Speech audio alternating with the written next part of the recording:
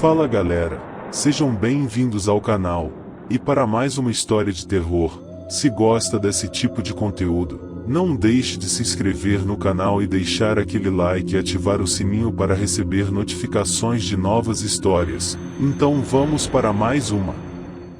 Em toda cidade esquecida, existe uma casa que ninguém ousa mencionar.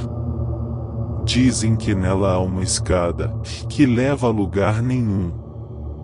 Mas e se eu te dissesse, que esse andar de cima existe, e dentro de você? Prepare-se para conhecer o mistério da Casa 43. Um lugar onde o tempo não corre, e ninguém volta inteiro. Esta é a história real, de quem subiu, e nunca mais desceu. O andar de cima nunca existiu, ou o mistério da Casa 43. Eu me chamo Gabriel. E essa é a única forma que encontrei de tirar esse peso de dentro de mim. Não sei se alguém vai acreditar, ou se vão me chamar de louco, como fizeram no hospital. Mas se tem uma coisa que aprendi é que nem toda construção obedece às leis da realidade. Sou corretor de imóveis há mais de 10 anos.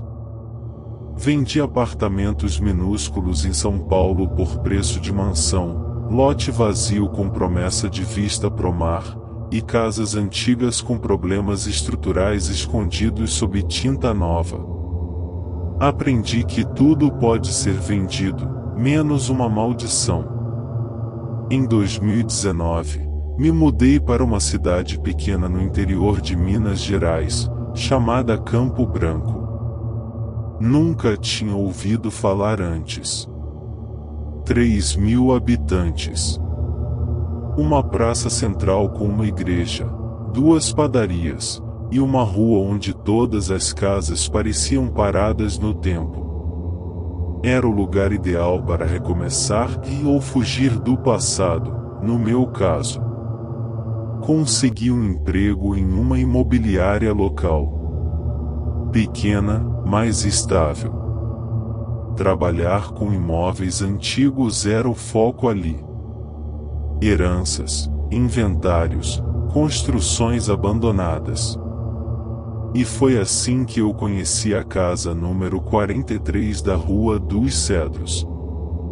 Ela estava listada como sem registro atualizado, mas constava nos arquivos antigos da cidade como propriedade da família Ventura.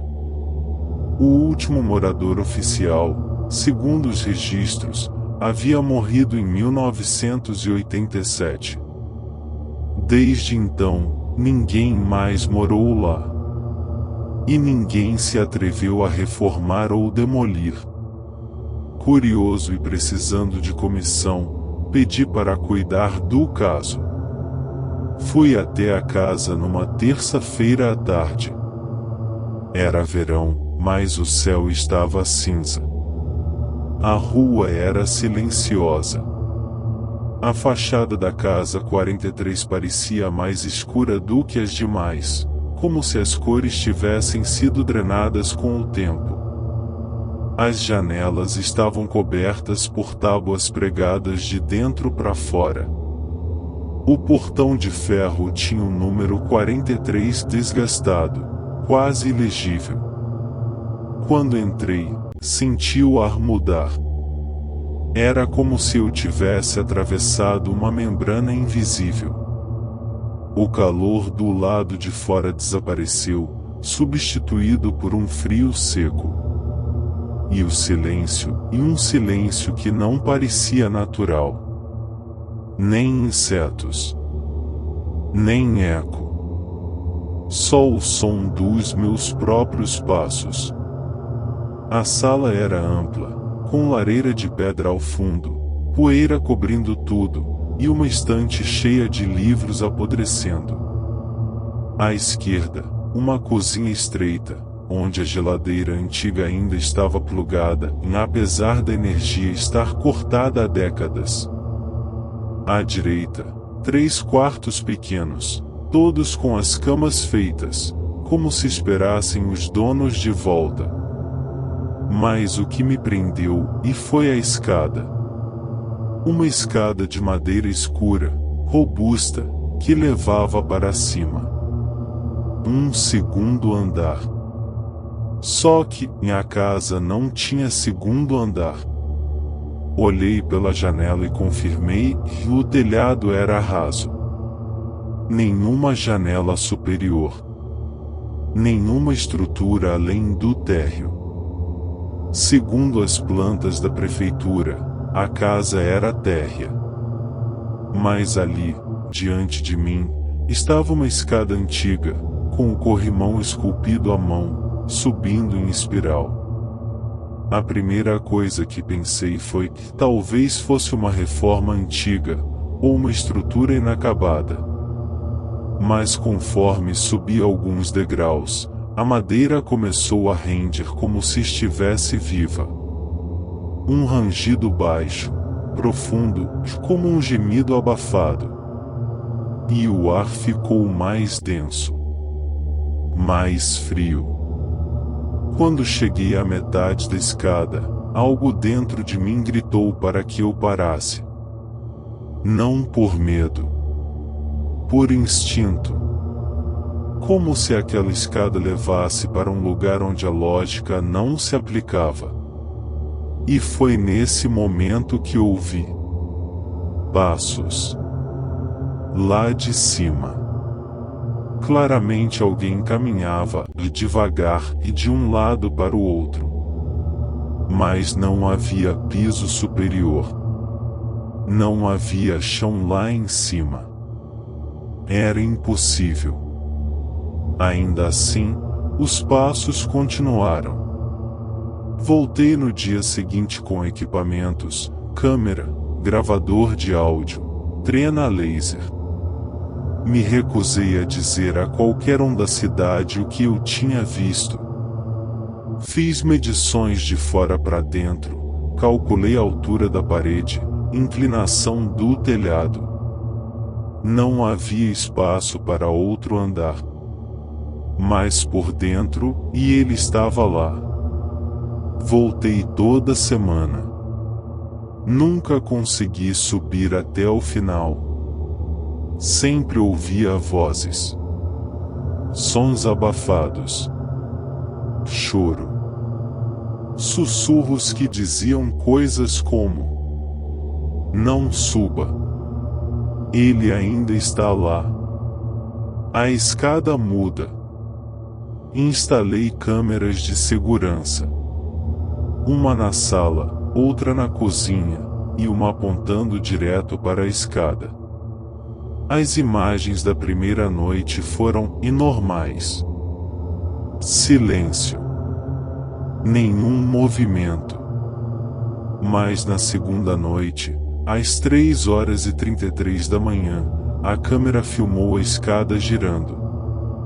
Ela se deslocava como se estivesse montada sobre um eixo, girando lentamente até apontar para uma parede onde antes não havia porta, mas agora havia. Uma porta estreita, de madeira envernizada, com uma maçaneta de cobre. Ela se abriu sozinha. E o que saiu de lá me congelou até o osso. Uma mulher.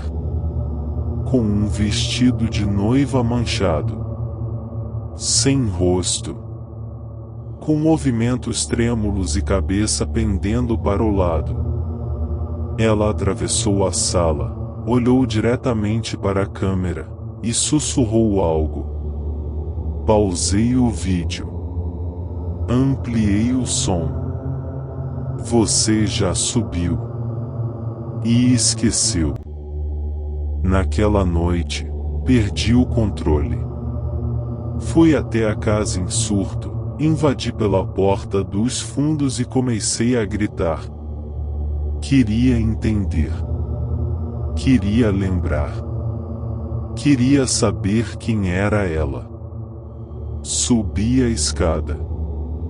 Pela primeira vez, consegui chegar até o topo. E lá estava o andar de cima. escuro, úmido. Um corredor estreito com várias portas trancadas. As paredes cobertas de fotos antigas e rostos riscados com carvão. Quadros de famílias deformadas. Sons de correntes. Gritos abafados atrás das portas. Uma das portas se abriu. E dentro dela estava eu. Eu mesmo. Preso, acorrentado, gritando. Como se estivesse aprisionado ali há anos. E o meu reflexo falou comigo. Você nunca saiu da casa 43. Você morreu aqui. O que anda aí fora e não é você. Fugi.